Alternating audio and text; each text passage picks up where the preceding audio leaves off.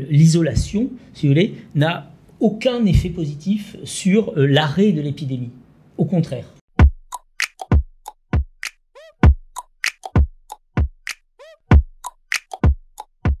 Bonjour à tous. Le malade ou le supposé malade du corona est-il devenu un criminel au nom des exigences de santé publique? Les privations de liberté actuelles sont-elles légitimes? On en parle aujourd'hui dans Pas d'amalgame. Alors on a tous vu passer ces images qu'on regarde, ça n'était pas en Chine, c'était pas dans un pays dictatorial, c'était à Tel Aviv, début mars, au tout début de l'épidémie. On voit ces monsieur habillés en cosmonaute qui viennent arrêter un malade du corona qui se promène dans la rue comme le plus dangereux des criminels. Edgar Cohen, bonjour. Ces images, on les dirait sorties d'un film de science-fiction. On va en parler. Elles sont pas uniques ici. Merci à Raphaël Daucan, qui est avocat pénaliste au barreau de Paris et de Jérusalem, d'être avec nous. Et merci à Yonick Alpha, qui est médecin généraliste et qui va participer à cette conversation sur en fait-on trop en termes de privation des libertés individuelles pour protéger la population. Je me tourne vers le médecin qui est ici avec moi, Edgar Cohen. Est-ce qu'on en fait trop ? Je ne sais pas si on en fait trop, mais en tous les cas, moi je pense qu'on ne le fait pas bien. C'est-à-dire qu'on a en face de nous plusieurs types de personnes et on a décidé d'enfermer à peu près tout le monde. Et ce qui n'est pas acceptable, on ne peut pas enfermer quelqu'un, le priver de liberté sans le contrôler, sans lui expliquer, sans aller le tester. Et pour moi, ça c'est vraiment un gros problème. Raphaël Daucan qui est avocat, on sait combien on a de bidoudes aujourd'hui, de quarantaine aujourd'hui imposées en Israël ? À l'heure actuelle, on est autour de 80 000 personnes qui sont aujourd'hui en bidoute. Si on compte le nombre de personnes qui ont été en bidoute depuis début février, on est autour de 700 000 personnes. Donc quand on dit bidoute, ça veut dire qu'on est 15 jours chez soi en général, ça peut être entre 10 et 15 jours. C'est-à-dire bidoute, c'est une obligation de quarantaine, donc, qui est en réalité une obligation de quatorzaine à partir du jour où la personne a été en contact avec une personne qui a été diagnostiquée positive. On sait à peu près, je me tourne vers les médecins, on sait à peu près sur ces 800 000 bidoutes combien il y a eu de cas avérés de Covid ? Non, on sait exactement combien il y a eu de cas détectés positifs aujourd'hui. Je pense qu'en Israël, on est aux alentours de 100, 110 ou 120 000. Et ça, on le sait parfaitement, mais en fait, c'est des gens qui sont détectés. Or, on sait qu'une grande partie des gens qui sont contaminés par le Covid sont complètement asymptomatiques, ne vont pas se faire détecter, et pour cause, ils n'ont strictement rien du tout, et pourtant, ce sont des gens porteurs. Et une grande partie des malades qui seraient non testés et donc en liberté dans les rues, ça veut dire que en fait, le taux de mortalité serait bien plus faible qu'annoncé. Bah oui, parce qu'en fait, aujourd'hui, on a les chiffres des gens qui sont testés. Or, une grande partie, il a été sorti le chiffre de 80% des gens non testés asymptomatiques, viendrait augmenter le chiffre des gens positifs et donc diminuer le taux de mortalité, forcément. Qui tomberait à combien si on imagine que 80% des malades sont... On peut lire entre 0,3 et 0,8%, donc c'est...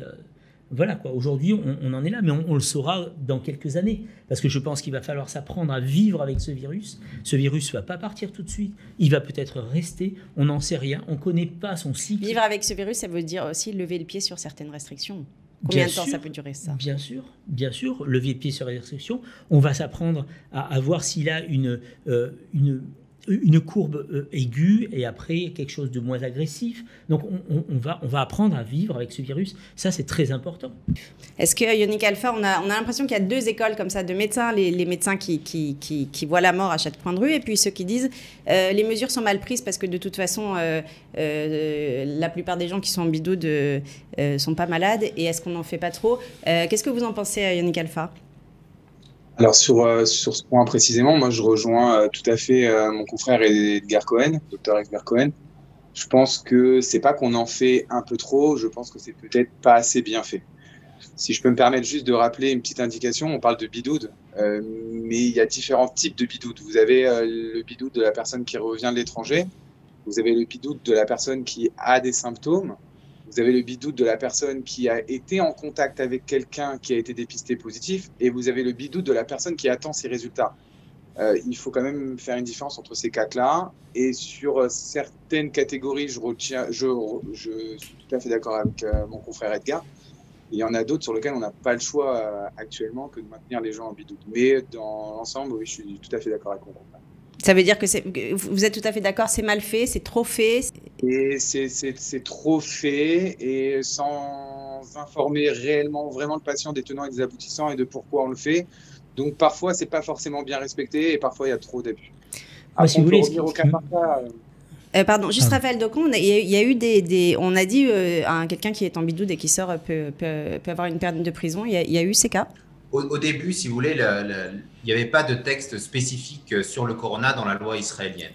Donc, ce qu'ont fait les autorités au début, c'est qu'elles se sont appuyées sur un texte qui existe depuis quelques années dans la loi israélienne, qui est le texte qui incrimine le fait d'avoir un comportement susceptible de propager une épidémie mortelle. C'est un texte qui, à l'origine, avait été adopté pour sanctionner les personnes qui entretiennent des relations sexuelles avec d'autres personnes alors qu'elles savent qu'elles sont porteurs du virus du sida. Donc, c'est ce texte, au début, qui a été mis en lumière et qui prévoit une possibilité de peine de prison qui peut aller jusqu'à 7 ans d'emprisonnement. Et au début, la politique pénale qui était énoncée dans les circulaires du parquet israélien était en réalité de dire la peine de prison et la possibilité d'un procès et la possibilité d'une peine de prison, on va les réserver à des cas de violation un petit peu plus graves, c'est-à-dire soit de personnes qui ont été diagnostiquées positives et qui ne respecteraient pas leur quarantaine, soit de personnes qui, à plusieurs reprises, violeraient leurs obligations. Assez vite, on s'est dirigé vers une politique plus d'amende administrative, une amende de 5 000 € pour les personnes qui violent leurs obligations. En réalité, assez peu de personnes, la police n'a pas dévoilé ces chiffres, mais le parquet lui-même a dit qu'un seul cas d'une personne qui avait un habitant de Beth Shemesh qui a violé son obligation de quarantaine à plusieurs reprises fait actuellement l'objet du renvoi devant un tribunal. Pardon, sur tous les bidoudes, il y a eu une amende de 5 000 shekels sur une personne qui n'aurait pas respecté son bidoude? C'est ça que vous nous dites? Non, sur tous les bidoudes, on a, au niveau des amendes, si on prend les chiffres officiels qui ont été publiés déjà il y a fin juin, on était sur 730 amendes. En revanche, si on parle des personnes qui n'ont pas eu une amende, mais qui ont été véritablement renvoyées devant un tribunal, le parquet israélien a dit qu'une seule personne, aujourd'hui, est renvoyée devant un tribunal, selon ces données, en vue d'être jugée et éventuellement encourir une peine de prison. Alors, on précise qu'en France, il n'y a pas d'obligation de quarantaine parce qu'on a décidé que ça allait contre la liberté d'aller et venir. En termes de culture, c'est différent en Israël. La vie est plus importante. On se dit, on protège la vie quitte à priver plus de liberté et on veut éviter 1, 2, 3 morts et c'est important. Mais je pense qu'on ne la protège pas, en fait. On rend les gens irresponsables, c'est-à-dire qu'on va leur retirer le fait de pouvoir réfléchir et de dire, bon ben voilà, qu'est-ce qui m'arrive si je suis positif, qu'est-ce que je dois faire, est-ce que c'est moi qui suis responsable? Là non, on leur dit, bah, écoutez, vous n'êtes pas responsable, il faut vous mettre en isolement, c'est nous qui décidons pour vous, même si c'est souvent des mauvaises décisions, je veux dire. Quand les gens sont positifs, il n'y a aucune alternative, il faut qu'ils soient en isolement, il n'y a aucun problème. Mais après, pour tout le reste des gens, ceux qui rentrent de voyage, ceux qui ont été supposés être en contact avec quelqu'un qui était positif, je veux dire, on doit avoir une démarche logique, c'est-à-dire de test immédiat, de retest, et en fait rendre les gens responsables. Est-ce qu'on sait aujourd'hui si le bidoude imposé ici, la quarantaine, nous protège plus que dans des pays comme la France où il n'y a pas de quarantaine imposée, où elle est recommandée, où elle est... Non, c'est très compliqué. Vous pouvez pas, de toute façon, c'est impossible de comparer les données actuelles en France et en Israël pour la simple raison qu'à l'échelle de la population, ils ne testent pas autant de personnes. Donc on ne sait pas à quel point le bidoude ici en Israël protège ou non finalement. C'est ça. Non, on n'en sait rien. Le bidoude de non-malades. Tant qu'on n'aura pas fait des centaines de milliers de tests et répétés à l'infini, si vous voulez, c'est-à-dire que tant qu'on n'aura pas décidé d'expliquer aux gens qu'il faut être testé pour savoir si on est porteur sain, etc., ben on ne pourra pas savoir, on ne connaîtra pas. Et en fait, il faut savoir aussi que quand on voit et quand on regarde l'histoire de toutes les épidémies, de toutes les pandémies, tous les épidémiologistes, tous les anthropologistes disent qu'en fait, l'isolation, si vous voulez, n'a aucun effet positif sur l'arrêt de l'épidémie. Au contraire. Moi, personnellement, pour revenir sur le cas d'isolation et du bidou, donc la mise en quarantaine, pour moi, elle est tout aussi évidente qu'elle est obligatoire et nécessaire pour les personnes qui sont positives. Mais j'ai envie de rajouter aussi une autre chose. Dans certains cas, par exemple, comme ce qu'on appelle des vrais contacts potentiellement contaminants, c'est-à-dire les GAN, les crèches, quand la personne qui est positive ne porte pas de masque et qu'elle est toute une journée en contact avec des enfants, par exemple, de 8h du matin à 7h du soir, il y a un vrai contact relationnel qui fait que la contamination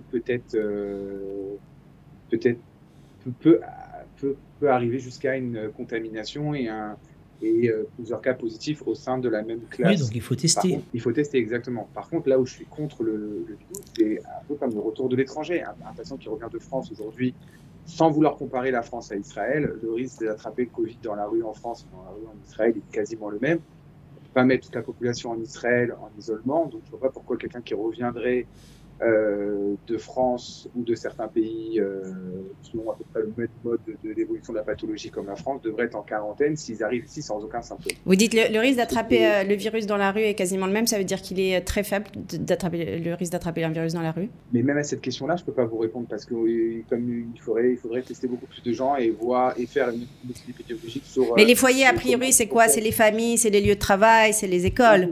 Regardez. C'est un peu simple. Edgar travaille sur Tel Aviv et moi je travaille sur Elad.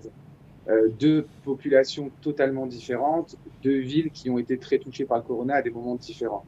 Moi, au jour d'aujourd'hui, 80% des gens positifs que je peux être amené à être traités à domicile ou à récupérer leurs résultats et leur annoncer les résultats sont âgés entre 18 et 30 ans, sont très jeunes. Comme l'a dit Edgar tout à l'heure, asymptomatiques, vont très bien, ont des syndromes viraux ou pseudo-grippales ou pseudo-grippaux ou rien et vont très bien et limite, comme je vous ai dit hier au téléphone, à un moment donné ils appellent pour dire qu'ils meurent d'ennui. Donc voilà, et le mode de contamination très souvent c'est des enfants du même yeshiva, école, classe ou alors des gens d'une même fratrie ou famille. Ça veut dire quoi? Ça veut dire que ça se donne essentiellement dans les familles. Le port du masque dans la rue, parce que souvent on voit les gens qui portent leur masque et quand ils arrivent au boulot, dans les restos, ils le tombent. C'est la bonne solution. Le port du masque, de toute manière, c'est problématique parce que normalement, le port du masque doit être fait de manière très précise. Et puis le masque doit être changé. Moi, je connais des gens qui, depuis le mois de mars, ils n'ont pas changé leur masque. Et ils se mouchent dedans, et puis ils transpirent dedans, et le masque sert plus strictement à rien du tout. Et quand on est dans la rue, je veux dire, à moins d'être en face de quelqu'un qui vous crache dessus, il y a peu de chances aujourd'hui d'attraper quoi que ce soit. Et donc, je pense qu'il faut essayer de remettre un petit peu d'ordre dans tout ça, essayer de ne pas affoler les gens. Il n'y a aucune raison d'affoler les gens. Le problème, c'est qu'on a mis dans la tête des gens que Covid était égal à mort. Mais en fait, c'est tout le contraire. Covid est égal à vie, puisqu'il y a plus de 90% des gens qui n'ont rien. Et aujourd'hui, on est à 3% de gens qui décèdent. Effectivement, c'est très triste pour les gens qui décèdent. Mais au niveau mondial, quand on regarde une pandémie. Raphaël Decamp, en termes de liberté individuelle, encore une fois, Israël et la France ne se sont pas placés sur les mêmes terrains, notamment aussi sur les tracings des téléphones. Quand on est un malade du corona, aujourd'hui, on a une petite pastille rouge qui veut dire qu'on est suivi. Et on pouvait encore, il n'y a pas très longtemps, recevoir des SMS. Vous avez été dans un canyon, dans un magasin à moins de 15 mètres d'un malade du corona. Comment c'est possible également, ça? Déjà, si on fait une distinction entre la France et Israël que vous avez posée, effectivement, la France, elle, est partie sur l'idée du téléchargement volontaire d'une application. C'est-à-dire que les personnes qui le souhaitent peuvent télécharger l'application Stop Covid. Ça a été un échec, ça a été d'ailleurs reconnu par le Premier ministre Castex, qui a constaté qu'en fait très peu de personnes ont téléchargé cette application. En Israël, en revanche, et c'est une des mesures qui n'ont pas été prises, enfin qui ont été prises en Israël et nulle part ailleurs dans le monde, on a mis en œuvre des procédures de traçage obligatoire par les services de sécurité intérieure, par le Shabak. C'est-à-dire que la mesure ne s'applique pas aux personnes qui souhaitent télécharger l'application, mais la mesure s'applique à toute personne qui se trouve sur le territoire israélien et qui possède un téléphone portable. Presque tout le monde. Ça fait du monde, oui. Et donc, l'idée, c'est qu'au début, il y avait un texte général sur les pouvoirs des services de sécurité intérieure, les pouvoirs du Shabak, et la possibilité pour le gouvernement israélien, pour des cas, on pourrait traduire, disons, d'intérêt supérieur de la nation, la possibilité pour le gouvernement de recueillir des informations sur les citoyens israéliens. À partir de là, il y a eu un recours d'un certain nombre de personnes, un certain nombre d'associations notamment, en recours, et la Cour suprême d'Israël a dit dans un arrêt du 26 avril dernier qu'on pouvait comprendre que dans un état d'urgence, on prenne de telles mesures, mais qu'à terme, il fallait qu'il y ait une loi spécifique qui soit votée pour permettre cette chose. La loi spécifique a été votée et elle est de nouveau attaquée, et évidemment, ça pose un certain nombre de problèmes. Et pour l'instant, tout le monde est pisté. Hein. Tout le monde est pisté. Tout le monde est pisté, et toute personne peut recevoir ce SMS lui disant de se placer en quarantaine pour une durée de 14 jours. On a entendu assez peu de personnes se poser des questions, juste remettre en cause ce pistage, ce tracing. Edgar Cohen, ça vous choque? Complètement. Je suis complètement choqué par ça, parce que je vous donne mon expérience personnelle.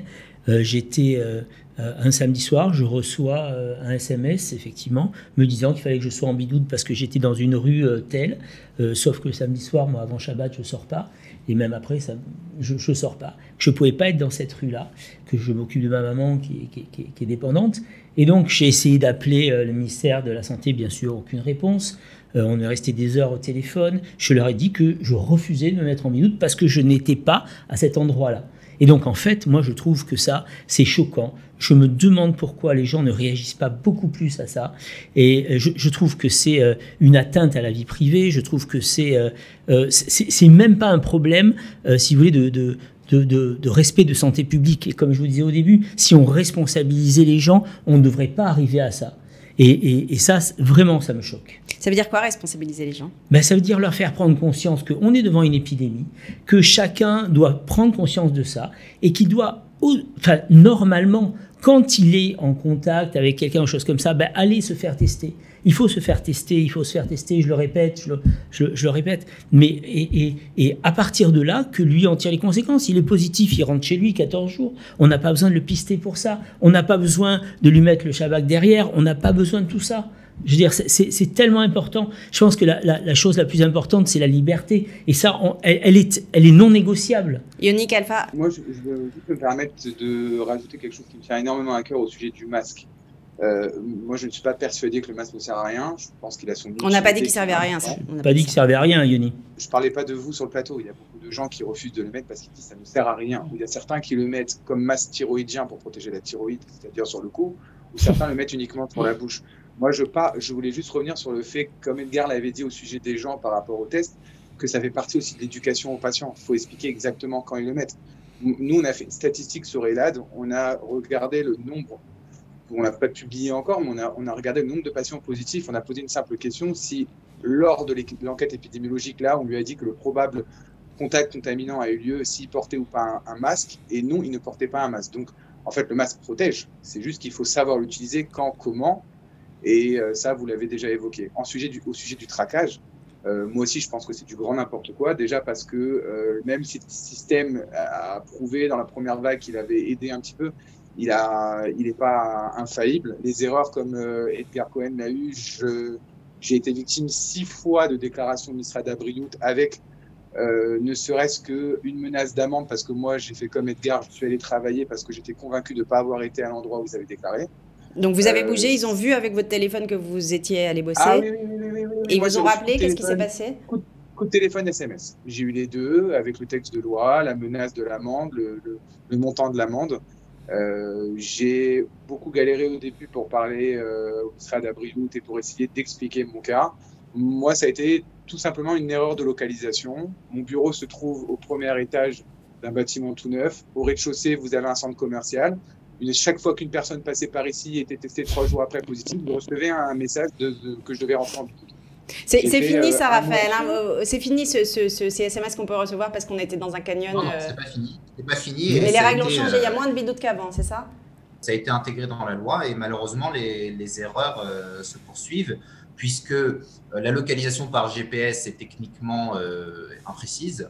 Et effectivement, et comme les cas qui ont été cités par les médecins ici présents, on ne fait pas la différence. Est-ce que vous êtes dans le même immeuble? Est-ce que vous êtes séparés par un mur? Est-ce que vous êtes dans votre voiture et la personne est dans la voiture? Donc, vous voyez, il y a des problèmes, au-delà des problèmes même de liberté fondamentale, il y a un problème technique dans l'utilisation de ces outils.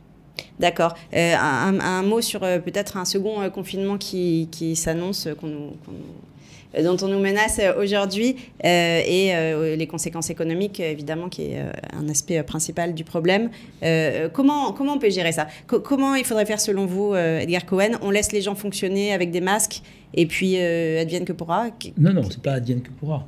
On laisse des gens fonctionner avec des masques, avec certaines règles qu'on explique et qu'on donne, si vous voulez, et on dit on va tester des centaines de milliers de personnes et on va refaire des tests à l'infini. Et quand on est malade, on est en isolation. L'homme n'est pas fait pour être enfermé. Ça, c'est la base de la vie.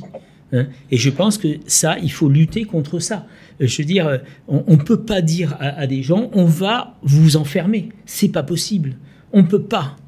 Yannick Alpha, j'aimerais bien juste nuancer un petit peu. Alors moi, je suis contre totalement un nouveau séguerre total de la population.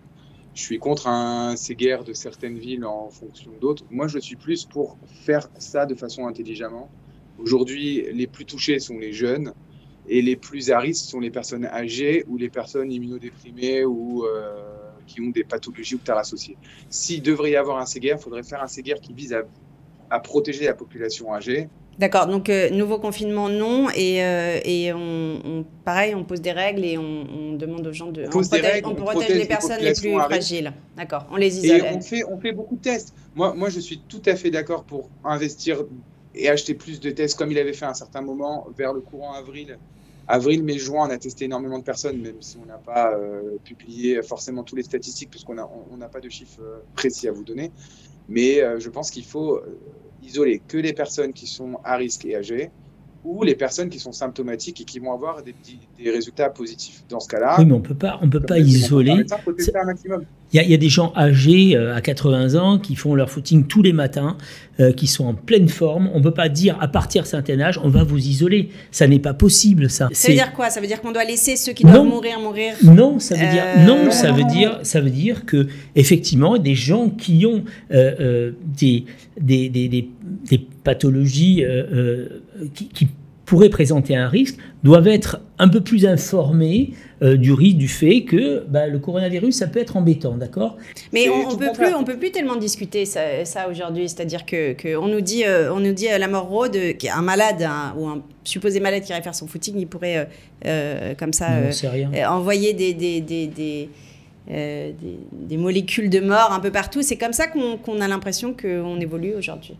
Il y a les impressions et la réalité du terrain. Nous, en tant que médecins, on entend les gens, on reçoit les gens, on reçoit des résultats. On n'est pas à la télé ou dans un film américain. Mais il y a quand même des médecins qui sont pas du tout sur cette ligne-là. Ils ont le droit. Ok. On va clôturer cette émission. Merci beaucoup à tous les trois. Ah, pardon, excusez-moi, je vous avais promis le bouquin Une phrase de Bernard-Henri Lévy. Ouais, franchement, ce virus qui rend fou, on y va. Ouais, ce virus qui rend fou, parce que j'aimerais juste dire un mot là-dessus et dire que l'épreuve, en fait, de l'isolement, comme l'écrit Pascal, c'est une épreuve douloureuse, c'est une épreuve du rien et du vertige et de l'horreur infinie de ce rien. Ça veut dire que quand on est enfermé, on n'est rien. Et ça, il faut lutter contre ça. Merci beaucoup, merci Raphaël Decamps, merci Yoni et merci Edgar Cohen. À bientôt, bye bye.